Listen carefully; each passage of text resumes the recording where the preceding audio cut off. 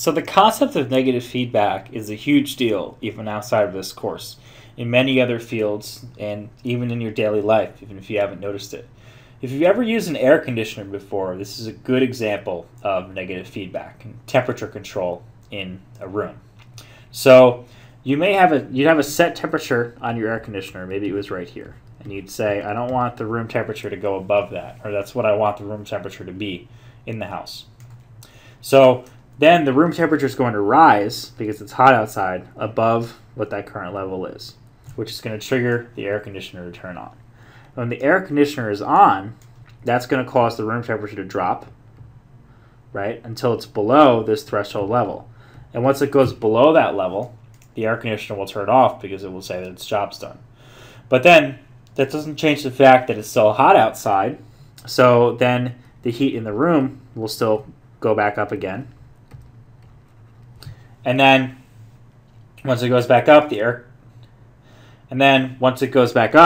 conditioner will turn on again, which will then cause it to drop, and then it will stop, and then it will go back up again, which will then cause the air conditioner to go on, and so on. And we'll get something that looks like this, some line or some curve that looks like that of the temperature over time.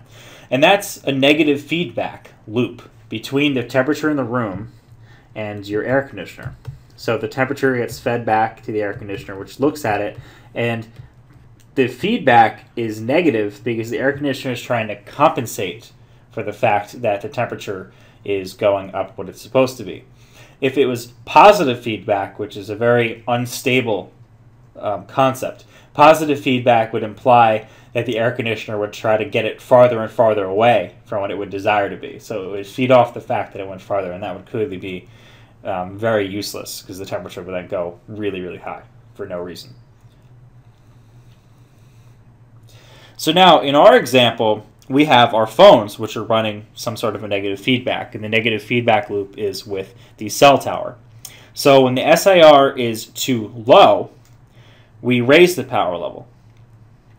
And then the power level may stay wherever it is for a certain amount of time until eventually the SIR gets too high for whatever reason. It may just be because the algorithm hasn't yet come to its equilibrium, or maybe someone else jumped in to the cell and disrupted the equilibrium, and now it has to reconverge. For whatever reason, the SIR then goes too high. And then we have to lower the power level.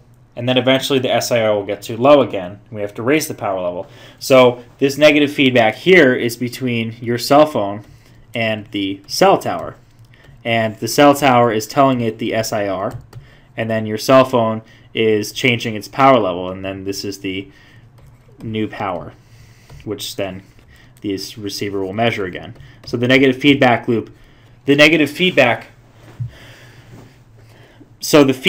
comes from the tower, and then your cell phone uses that information to try to keep it in check and try to make that SIR equal to what it should be.